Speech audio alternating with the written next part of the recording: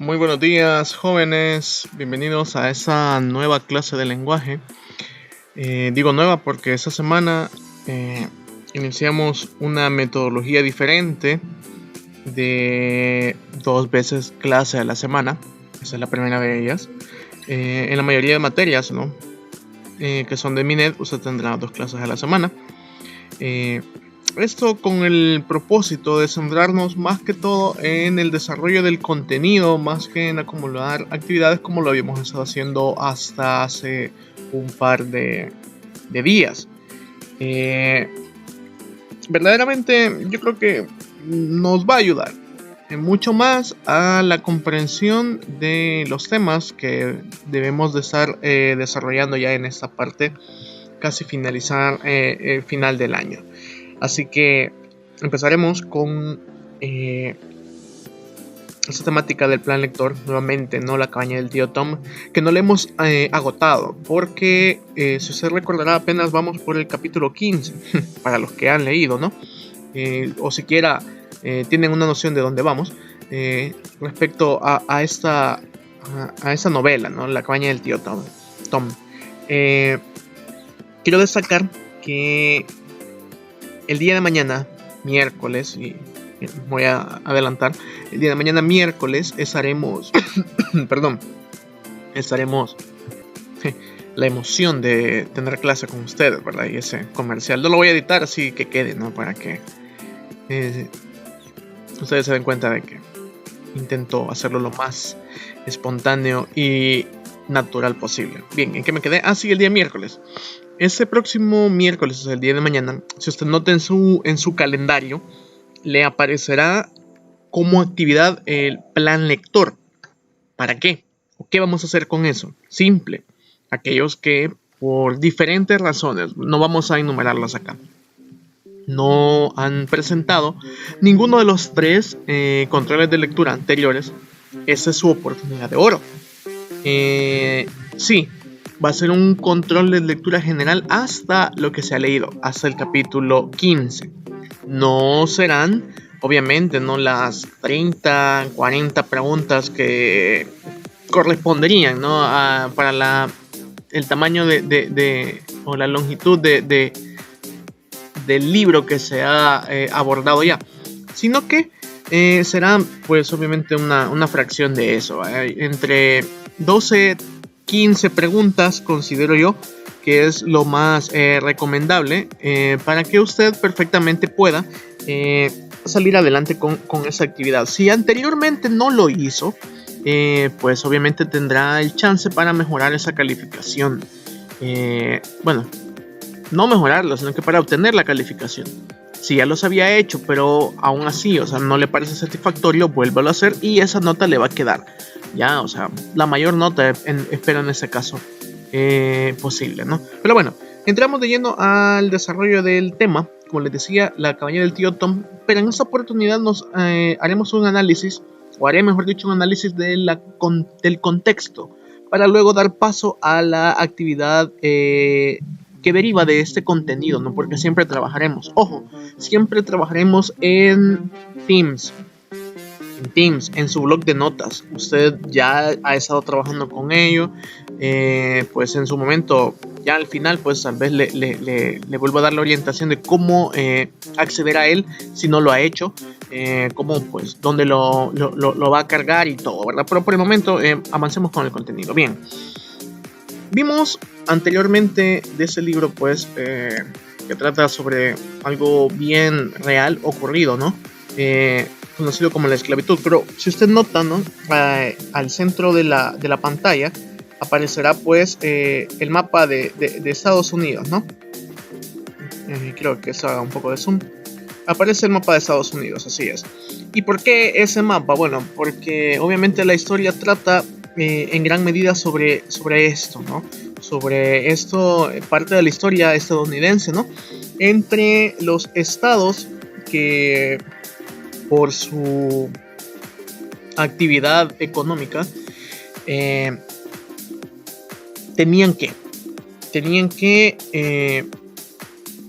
comprar personas que llevaran a cabo los trabajos y ellos pues obviamente solo recogían, ¿no?, el beneficio del mismo. Pero bueno, vamos a empezar haciendo nuevamente, ¿no?, un recordatorio acerca de la autora de ese libro. O sea, este contenido no se le va a hacer para nada difícil porque ya lo hemos abordado anteriormente. Volvemos con la señora Harriet Beecher Stowe, autora de ese libro. Ahí le busqué una imagen que es un tanto más, está un poco más joven, ¿no?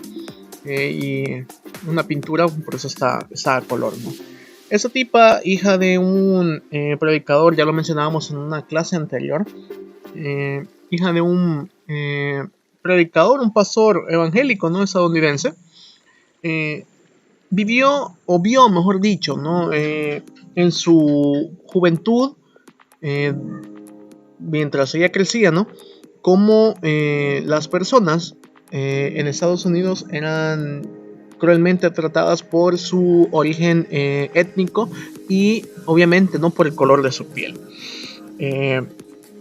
Ella, como buena cristiana, no dejaba de escandalizarse ante estos hechos y decidió tomar una acción muy noble, la verdad muy noble, retratar la vida de estas personas, ¿no?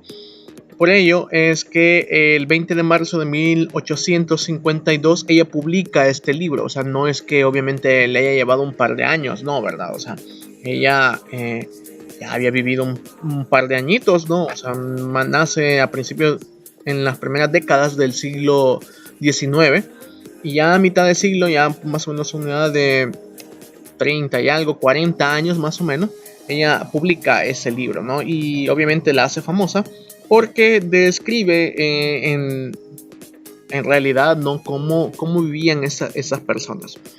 Obviamente, y eso ya lo hemos mencionado en clases anteriores también, ella no parte de una realidad desconocida, ¿no?, sino que ahí incluso está, llama la atención esto que se menciona aquí, ¿no?, la historia que inspiró, ¿no?, a Harriet Beecher Stowe para escribir su libro La cabaña del tío Tom, ¿verdad? Que fue la vida de este señor, Josiah Henson.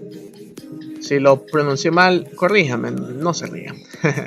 Sí, la vida de Josiah Henson, que fue pues precisamente un tipo que decidió escapar, ¿no?, de la situación de esclavitud y emigrar hacia Canadá. Ese tipo vivía, si mal no recuerdo, en Maryland, y decide pues emprender su viaje hacia Canadá. Que cualquiera puede decir, está cerca, no, la verdad no. Sí, o sea, y mucho menos en una época donde la esclavitud era la forma común de tratar a esa clase de gentes, y que obviamente no, o sea, era fácilmente identificable, prácticamente andar huyendo, ¿no? Entonces eso es lo que inspira precisamente a conocer estas historias, y no solo la de él, ¿no? O sea, no es que no le hayan conocido a él directamente, sino que ese trato que de alguna u otra forma tuvo mientras colaboraba con su papá en su congregación y conocía a esa clase de personas, esclavos o personas que andaban huyendo, obviamente, ¿no? Eso le sirvió a ella para tomar bastante conciencia de lo que estas personas padecieron, ¿ya?, durante todo ese tiempo de vida. Pero bueno, avanzando, eso va a ser bien importante, ¿no? Y ahora vamos a ese análisis del contexto que se quedó un poco corto la última vez respecto a Estados Unidos en esta época, ¿no? ¿Qué sucede precisamente en Estados Unidos en esa época? Ahí le he puesto como subtítulo de esa imagen el norte versus el sur. Ese mapa muestra la situación política, la distribución política de Estados Unidos en el año de 1850-1854. ¿Por qué esto? Porque obviamente es el periodo en el cual más o menos se ubica la historia, ¿no? Si usted alcanza a leer la información que le he puesto ahí se lo hago un poquito más grande, ¿no?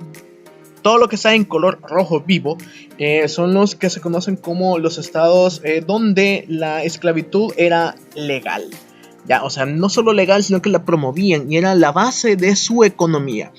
Vea, ¿por qué me estoy metiendo en esa parte de historia y de política y de economía? Porque es necesario comprender siempre que un libro es hijo de su tiempo, ¿ya? Y la autora, como una persona que vivía en estas circunstancias, no las padecía ella en carne propia, pero estaba ahí, o sea, ella estaba como en una posición privilegiada que le permitía tener esa visión crítica desapasionada de lo que verdaderamente ocurría, ¿ya? Y eso precisamente es lo que ella busca incentivar en las demás personas, o sea, que sean conscientes de esa realidad. Entonces, todos estos estados que están aquí, ¿verdad? Verdaderamente en la parte sur de lo que hasta ese entonces era Estados Unidos, ¿no? Es lo que posteriormente o sería mejor lo que posteriormente se conocería como los Estados Confederados, que hacen una declaración de independencia, aparentemente, no pseudo independencia, de todos los estados de la Unión Americana en 1861, porque simple y sencillamente no estaban de acuerdo con una ley propuesta, ¿no? Por el que en ese entonces fue uno de los presidentes más célebres de la historia estadounidense, Abraham Lincoln, el que aparece en los billetes de $5, ¿no? Entonces, en esos lugares efectivamente era lícito, no solo lícito, o sea, lo promovían, ya era la base de su economía. ¿Por qué? Porque esos estados, en contraste con los estados del norte, no todos los que están en azul, donde no había un proceso, no se aceptaba, ¿no? la esclavitud como tal, en esos estados obviamente eran más dados al comercio, incluso a la manufactura, pues el trabajo manual ya había sido un tanto industrializado, ya pues las máquinas estaban empezando a sustituir gran cantidad de trabajos, pero la parte sur todavía era una especie de territorios rurales. Ellos dependían mucho del cultivo de algodón. Es más, en esa época, pues, o sea, esa era prácticamente el 75% de ingreso de esta parte de ese país, ¿no? La importación de algodón, obviamente para la manufactura de ropa, ¿no? O sea, que se lo vendían al norte o a otras naciones. Y eso es lo que le interesaba. Y obviamente, quienes hacían el trabajo de recolectar el algodón cuando no existían obviamente, ¿no? Las modernas máquinas que hacen la corta de ese cultivo, ¿no? Que crece bien pegado a la tierra.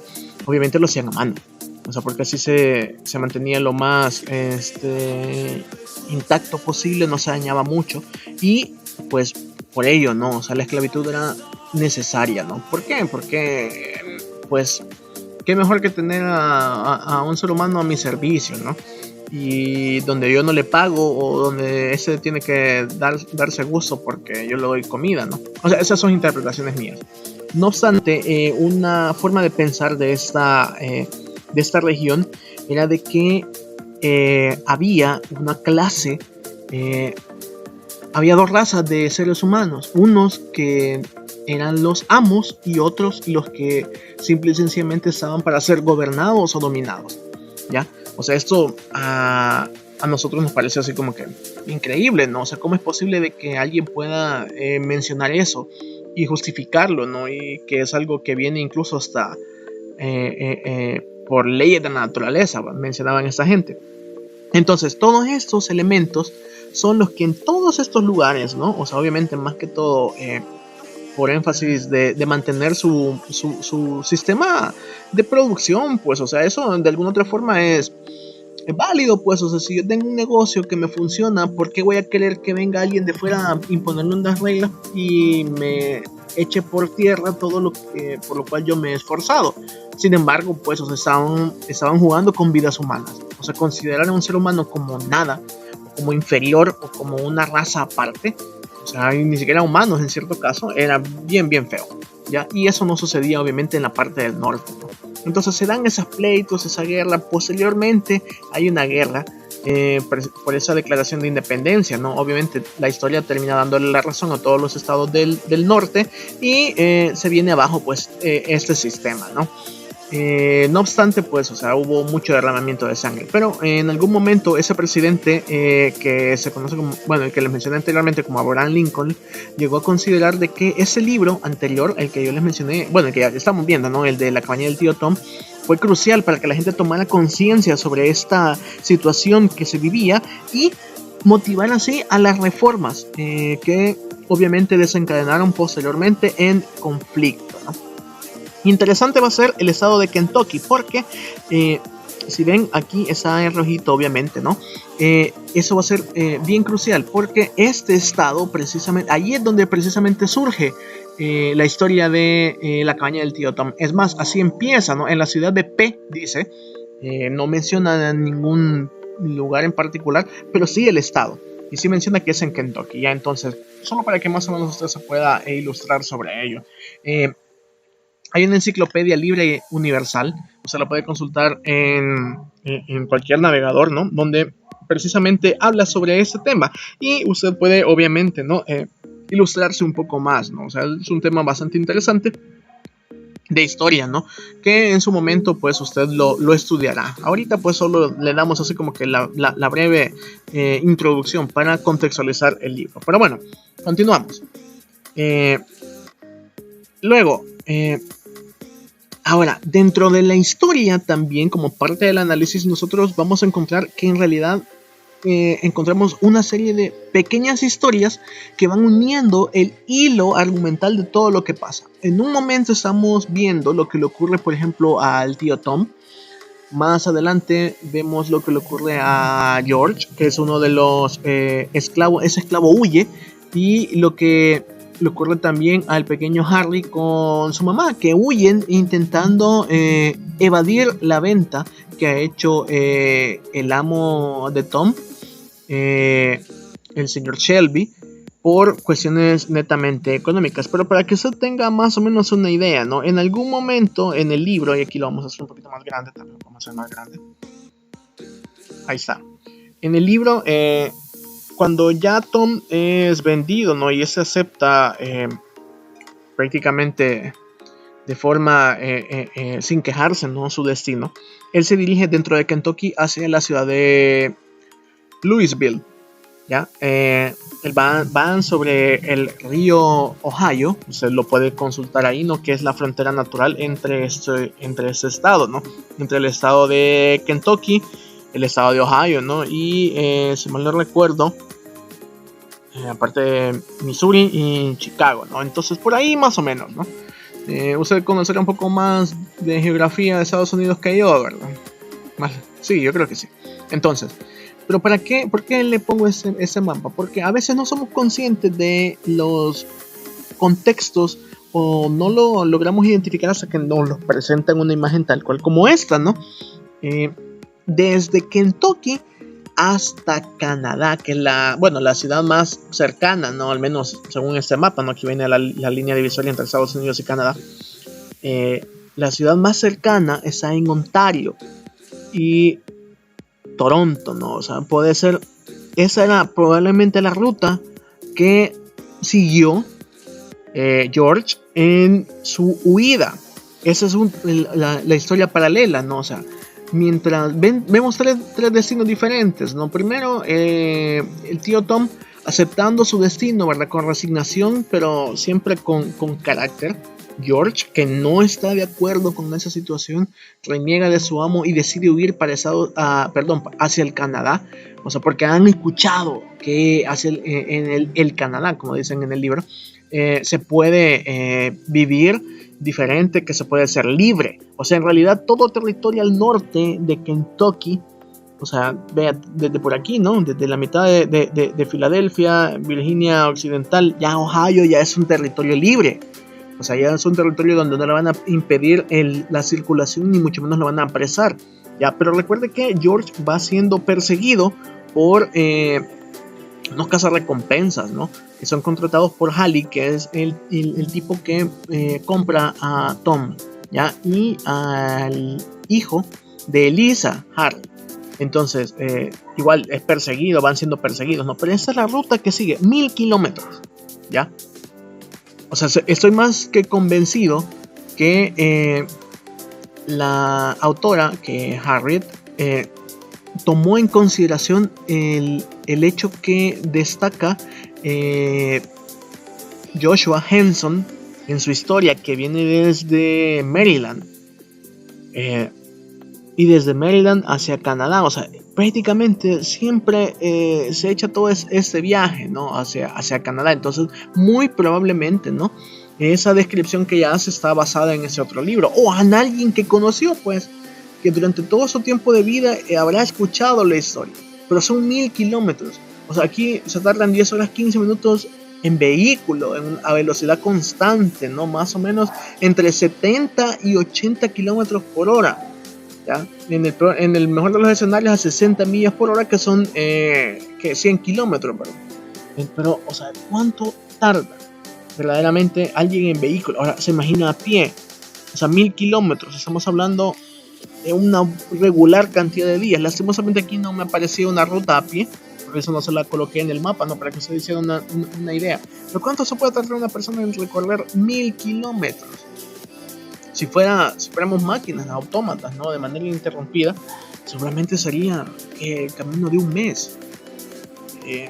Pero, o sea, uno va haciendo las escalas y todo, y obviamente no se va a tardar ese tiempo, se va a tardar un poco más con la idea de que me van persiguiendo. Entonces, por ahí, ¿verdad? Solo para que tenga una noción de la travesía de ese tipo. Mientras tanto, no, ¿verdad? Tío Tom, desde el pueblo que parte en Kentucky, el destino de él es hacia el sur. O sea, internarse cada vez más en un mundo donde él es tratado nada más como una mercancía, ¿ya? Como un proceso, como un objeto, ¿no? Para suerte, mientras va en el río Ohio, es comprado, ¿no?, por una persona que me comentan que es muy adinerado, porque Tom rescata a la hija de ese tipo, ¿no?, de morir. Entonces, pero hasta ahí llega la buena suerte de Tom. A partir del capítulo 16 en adelante, uno se da cuenta de lo difícil que es verdaderamente para esas personas de esa época afrontar la realidad. Tom había vivido sus 50 y tantos años de vida, 40 y tantos años de vida, ¿no?, bien, aparentemente, ¿no? O sea, no le había hecho falta nada, no era libre, pero tampoco era un esclavo conocido así directamente con el nombre, ¿no? Pero a partir de ese momento sí empieza a sufrir todas esas circunstancias de vida. Y bueno, y vamos avanzando, ¿no?, porque ya casi el tiempo nos come. Eso ya lo habíamos visto, perdón. Vamos hacia adelante. Luego, las ideas centrales, ¿no? En primer lugar, lo que la novela dramatiza es sobre la dura y cruel realidad de la esclavitud y la lucha contra el racismo. O sea, esa imagen que está ahí, no crean que es una exageración. No, o sea, así han tratado estos tipos, ¿no? Uno fácilmente puede ir a indagar un poco, documentarse y darse cuenta de que efectivamente era la realidad para esta pobre gente, ¿no? Como también muestra y enseña que la fe cristiana y el amor pueden superar algo tan destructivo y humillante como la esclavitud. Efectivamente, eso se hace evidente más que todo en la personalidad del tío Tom, un hombre que a pesar de sus circunstancias no pierde la fe, no pierde sus creencias en Dios y obviamente en hacer el bien. Y eso lo intenta destacar efectivamente la autora, porque es algo que ella coloca ahí deliberadamente, ¿no?, para hacer que el lector, en este caso que era el lector objetivo, ¿no?, que eran esas personas, esos